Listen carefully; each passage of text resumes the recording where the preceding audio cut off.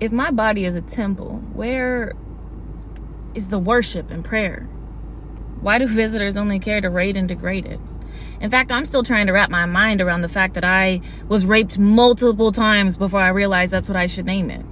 In fact, I was only 5 the first time I was forced to trade my body to survive, then left alone to internalize this idea that my body is not mine. 5 turned into 6, into 7, into 18, and as I grew, this flawed way of thinking grew with me. Then as a teen, it became a thing that boys would convince me that I owed them my body, reinforcing the idea that my body is not mine. So of course I thought it was fine when I had awoken from a drunken coma to a friend of a friend having sex with my body. Non-consensual sex, yes, but I still didn't realize what it was. And years later, when I gave my body over to coercion and threats, I still didn't get it yet, because where was the violence? Where's the stranger with the crowbar jumping out of the back alley? And the grand finale was getting married and being threatened every day that God was going to burn my body in an eternal hellfire if I didn't use my body, which was not my body, to please my husband's desires, because I am merely the rib of a man, not a person in myself. How dare I reserve space for my body that's not my body?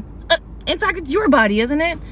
That's why you tell me how I can dress it and when I can undress it, and why you backseat drive my body goals about my ass and my breast and where I should lose weight.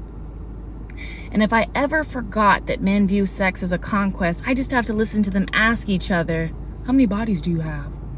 How many bodies do you have? A lot of men like to put the pressure back on me and say I'm not taking accountability for choosing bad guys.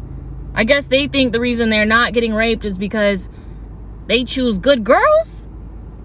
Not to say that men can't get raped, but the men who do don't ask questions at victim blame.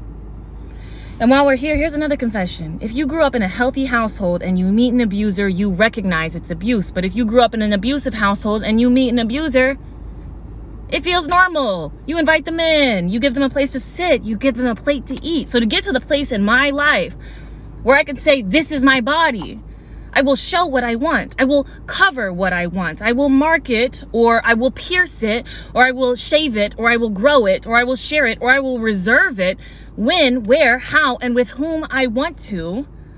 That is my revolution. That is my conquest. So the next time you tally up your body count, give me my digit back. I have one body. My body may not be a temple, but what it damn sure is mine.